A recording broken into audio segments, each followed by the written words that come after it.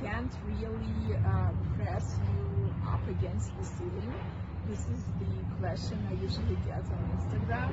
So no, it's absolutely not possible that you are lying on the bed and someone presses the button and you'll be squeezed to the ceiling, because it won't go up.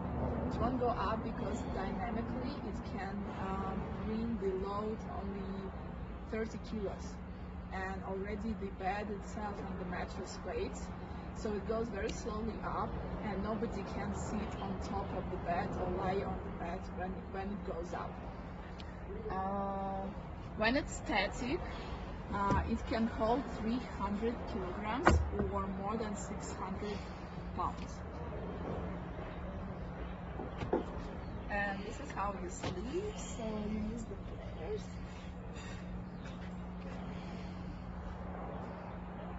And no, it doesn't sway. So even if I try, it won't sway because the aluminum bed base is attached to two metal tracks that run along the walls there.